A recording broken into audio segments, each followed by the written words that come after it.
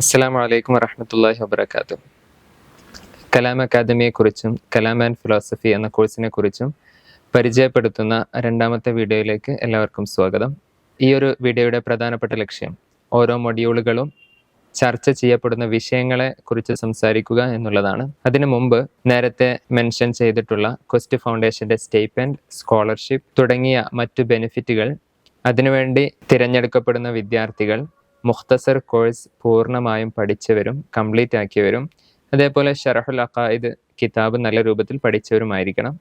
അറബി, ഇംഗ്ലീഷ് ഭാഷയിലെ അവരുടെ നൈപുണ്യവും അതിന് പരിഗണിക്കുന്നതാണ്. അതേപോലെ 2 വർഷം നീണ്ടു നിൽക്കുന്ന ഈ ഒരു കോഴ്സിൽ ഒന്നാമത്തെ വർഷത്തിൽ 10 മാസം തുടർച്ചയായി എല്ലാ ആഴ്ചയിലും 4 മണിക്കൂർ ദൈർഘ്യമുള്ള ഓൺലൈൻ ക്ലാസ്സുകളാണ് ഉണ്ടാവുക.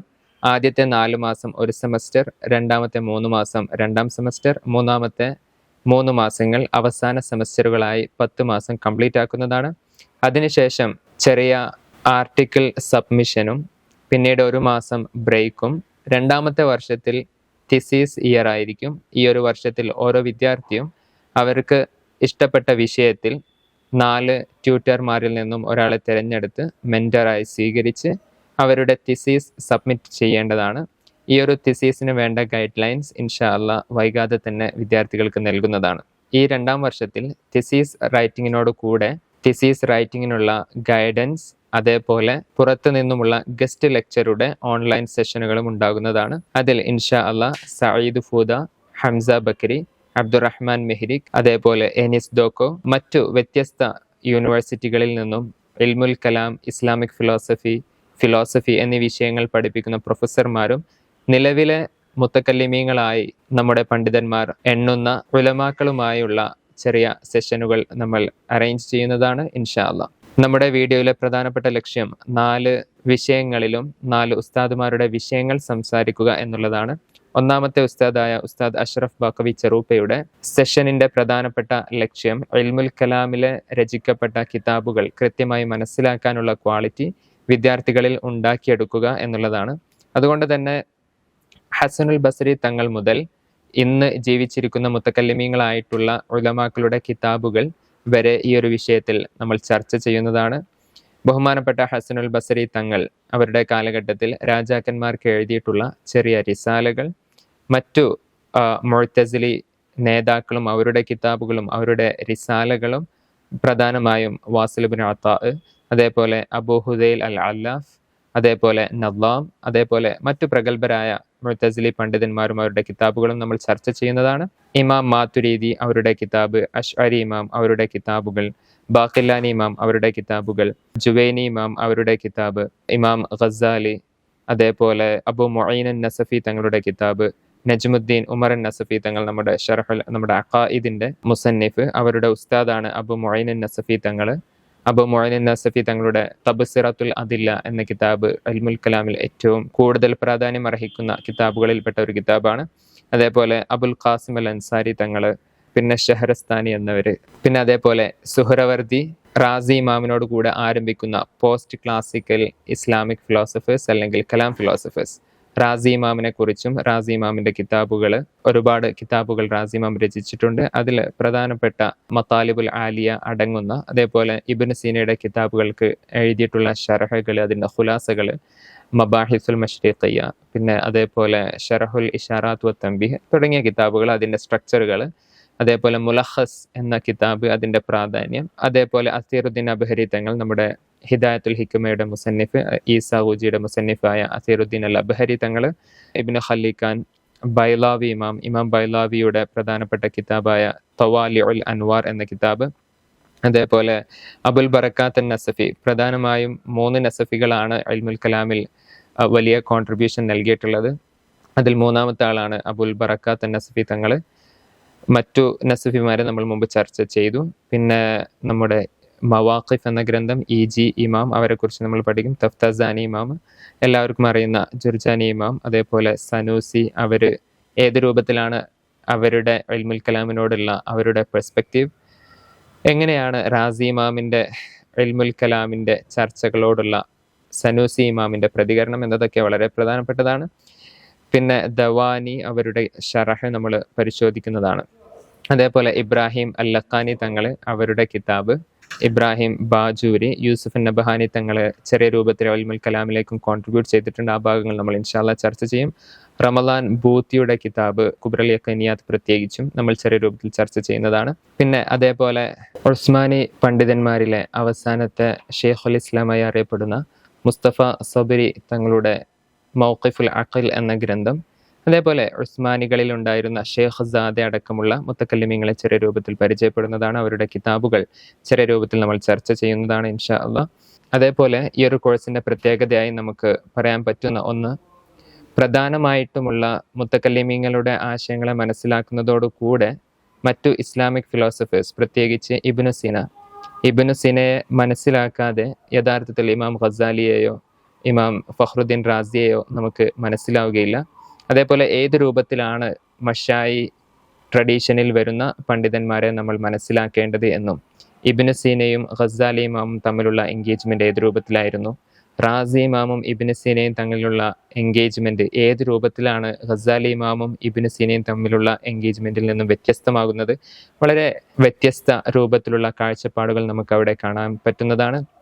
അതേപോലെ ഇബ്നു റുഷ്ദ് ഏത് രൂപത്തിലാണ് ഖസാലി ഇമാമിനെ ക്രിറ്റിസൈസ് ചെയ്തത് എന്നത് പലപ്പോഴും നമ്മൾ അറിയുന്നതാണ്.